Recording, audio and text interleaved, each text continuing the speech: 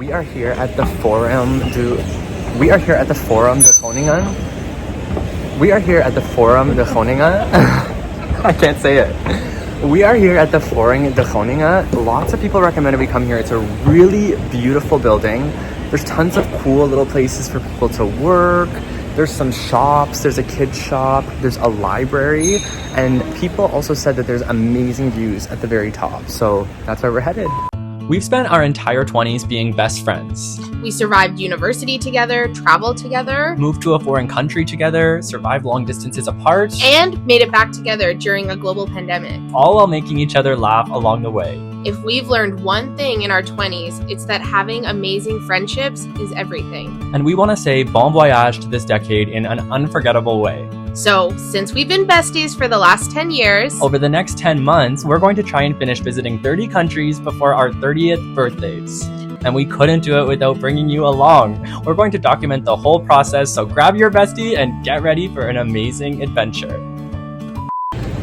it's 6:30. If you want to come to the merch store, you should have come earlier. Also, Jonathan and I are both grumpy, so we're fighting for our lives not to fight with each other. But everyone said to come to this, so maybe we should have done it at the beginning of the day, so that we're not fighting for our lives with each other. But we're here, we're at the Forum, Yay! and hopefully it'll be fun, and see if by the end of this, we're still friends. I can tell we will be.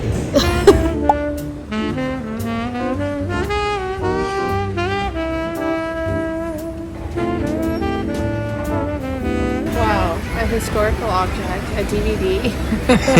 Oh, I think over there they even have VHSs. Wait, let's go see. I thought these were VHSs, but they're just books about movies. So that is fun. Historical in its own way. So, note to self, don't go visit the Forum after a long day out visiting in the city. You may be hangry. In my case, sangry. That's a mix of sad and hungry. Makes me a bit existential. And when the weather is this gloomy, things are just gonna spiral. This is a really cool display. They have like a physical map and projections on the screen, and then also projections all over the map. And you can learn about the history of the city, about different aspects of the city. This is super cool. So the Forum is the city's newest landmark. It was built in 2020, or opened in 2020. Correct me if I'm wrong. We've arrived at the movie theater floor. There really is everything here.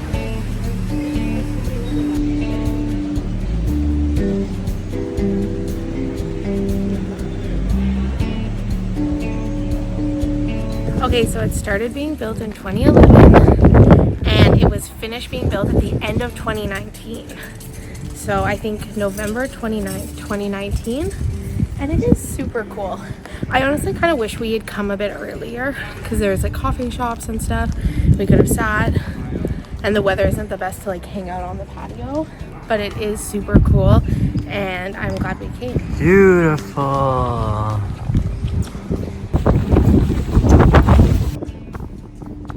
Something is not sitting the best with MacKenzie and her lunch, but it's kind of gloomy and rainy up here, so beautiful views. Really glad we stopped by. We're rolling.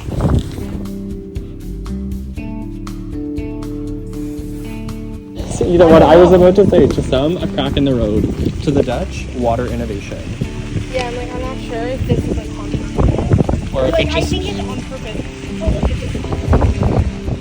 Oh yeah, one of the city gates that they were talking about in the history video. That's cool. Parking garage for bikes. So cute, so Dutch. Okay, so Crazy story from MacKenzie. so one, I feel like we've been talking about how much fun we are having, which we are, but there are also downsides. Like one, I feel very bloated because I ate something weird for lunch that's just like not sitting well with me. I told them before that it's not sitting well. Oh no! Now you're staring. I had to fill them in. I said something's not sitting well with MacKenzie, and it's a beautiful view, but it's not sitting well. Yeah, it's like making me a bit grumpy because I'm not feeling that Just good. let the rain hit your face. And then that was like I was getting kind of hot. The bar was hot, and so I was like getting hot. So I was like, okay, I'm gonna go out and sit because Jonathan was like posting some stuff. And so I was like, I need to go outside, get some fresh air. So I go outside, getting some fresh air.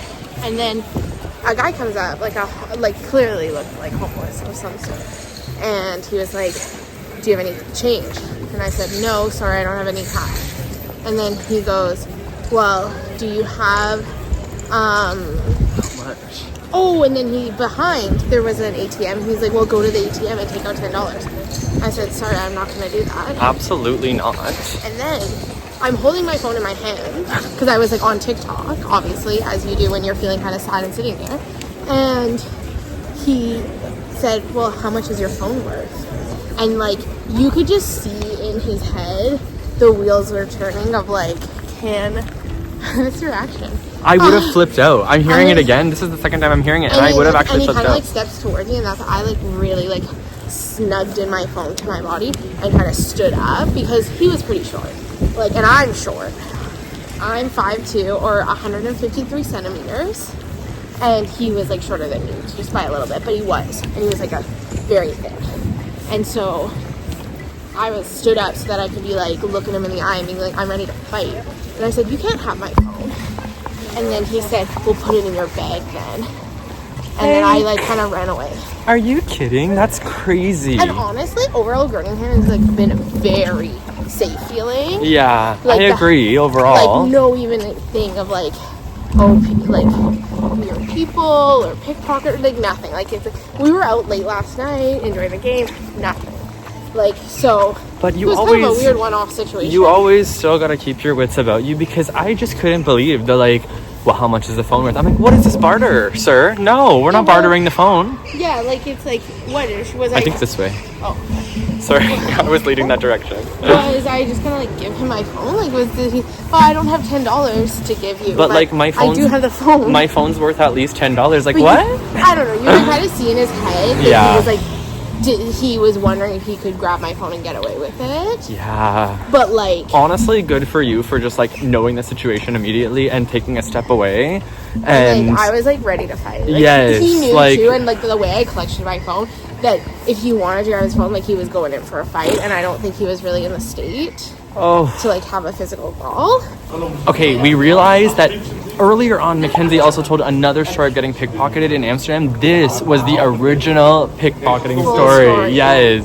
The other time that I did get pickpocketed was I was in Amsterdam when I'd been living there. So that's why I'm actually like very cautious about my stuff in my bag.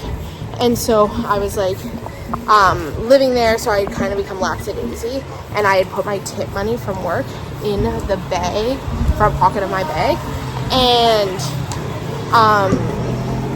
I put the tip money in the front pocket of my bag, and I was standing at the metro, and the train comes, and I take kind of a step back. I don't know, because the train had come, and I like feel that I bump into someone. Being the Canadian I am, I turn around and go, like, oh, sorry. And he was kind of like shifty looking. And then him and he gets on a different door, but we both get on the same train car, which maybe was like a bad move on his. And I put my bag, and I can like feel him like really looking at me, and the front pocket of my bag is open, and the money is gone. And he's looking at me, and I kind of look up at him, and I could just tell by the way he was looking at me that like he knew that I knew that he stole that money. And so I just like, I don't know what came over me. I just like got up. Can we turn here? I need to check. Oh, okay. Okay, so he knows that I know that he took this money. And I don't know what came over me. I just stood up and I like marched my little hiney over there. And I looked at him and I said, you took my money and I want you to give it back. And he kind of like, I could see that he had both of his hands were in his pocket, but one was like gripping. And I don't know if I've just watched the show Lie to Me too much, and I feel like I really am like a detective and like can tell. And I was like, that's where my money is. And so I said, and he's like, I don't have it. I said, okay. It was, I think it was like 2 10s, a 5, and a €2 coin. And he was like, I was like, if you empty your pocket and you have that exact village, like I know it's fine. And then he's still gripping onto one pocket. He pulls out the other hand and goes, look, nothing. And then I go, well, why are you gripping the other pocket? What's in there? And then he looks up because he can see that we're almost at the train stop. And I stand and like kind of step in front of him so that he can't just like run off when he gets there. And I said, show me the pocket. I'm not letting you off this train. And he emptied out the pocket. It was the exact coinage. And then he put it in my hand. And then I moved out of his way. The doors open. He ran off the train. And he was Italian. I could tell by his accent and just like the way and I think he said something. And so I had worked in an Italian restaurant and knew some Italian swears. So I yelled an Italian swear at him as he ran out.